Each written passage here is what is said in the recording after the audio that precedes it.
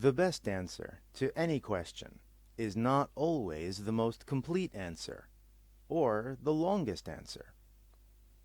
How do you know when to stop answering a question? In class the other day, someone asked, "What's the difference between kid and child?" "They're the same." This answer might be unsatisfyingly short in one situation, but perfect in another. Sometimes we're just in a hurry, and there's no time for subtlety. But different circumstances call for different answers. Each time a question is asked, there must be a Goldilocks answer for that occasion. First, I have to make the case that they're the same. Please allow me to perform a short play. Have you ever heard of Sesame Street? Sure I have. It's a famous TV show for children. Thank you. I will now perform an alternate adaptation. Have you ever heard of Sesame Street? Sure I have. It's a famous TV show for kids. Thank you. Please accept this evidence that in certain contexts one is likely to encounter within normal everyday experience the meaning of kid can be identical to the meaning of child, both referring to a young human. Hence, they're the same. Having established that, any longer answer will have to focus on the differences between them. The meaning is the same, but child is more formal, kid is more casual. This distinction was likely stronger in the past, as there has been an ongoing shift in what is considered standard, moving toward words and expressions that were previously felt to be rough or casual. That is to say, child has always been the standard word. Kid started as slang, but has become more and more common, which pushes child this way. I'll come back to history later. I said the meaning was the same, but I added basically. When is it not the same? The age range covered by each word might be different. Depending on who is speaking, kid is more likely to cover teens and even 20-somethings. If I tell you, there were some children playing hide and seek in the park,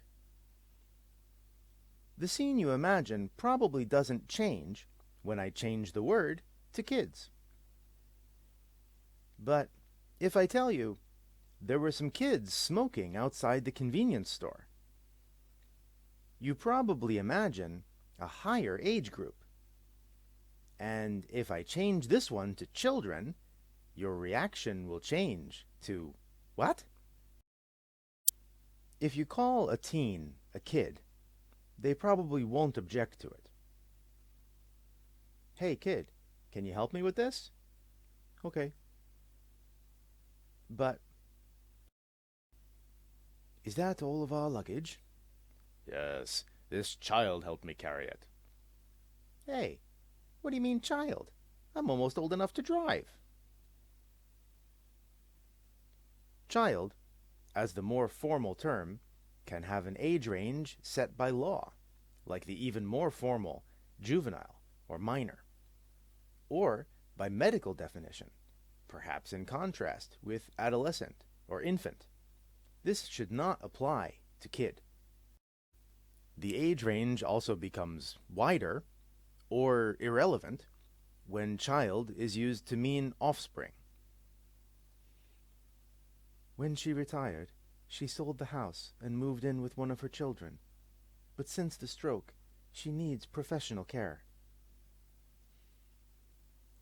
I didn't say her age directly, but the hints retire and stroke probably make you imagine an elderly person. So, her children are also going to be adults.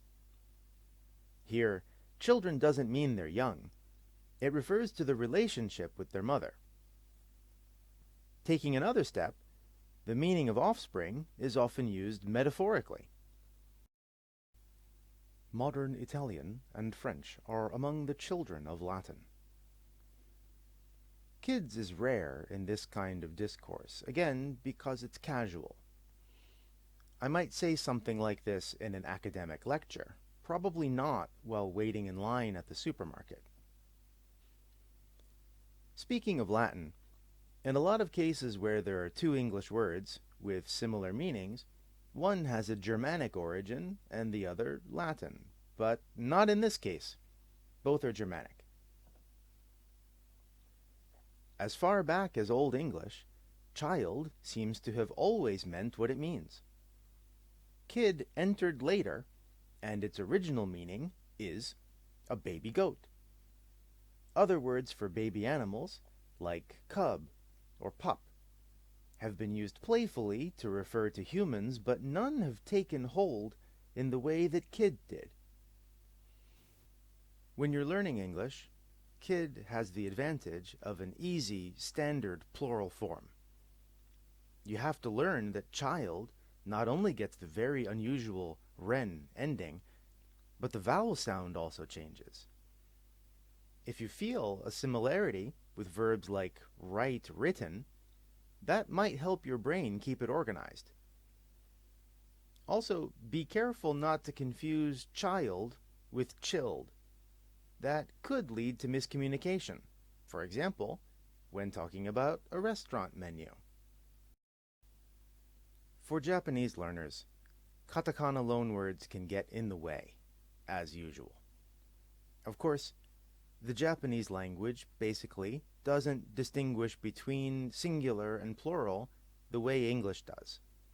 But in a rare twist, you can find both kiddo, from kid, and kidzu, from kids. But don't start thinking you can use kiddo, because in another twist, it turns out to mostly be a nickname. Kids is in common use, however. So when a Japanese native speaker is learning English, they can get away with katakana style in this sentence. We used to play in this park when we were kids. But in this one, I used to play in this park when I was a kid. They have to keep in mind to drop the z, that is the s at the end, but also to add the a. So people might not even notice the difference if you say this.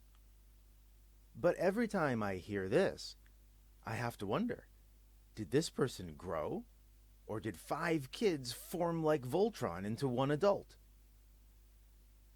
Anyway, be careful. So, did I answer the question? Was this enough? Was this? How much was too much? Which parts of this were helpful to you, and which weren't? Let me know.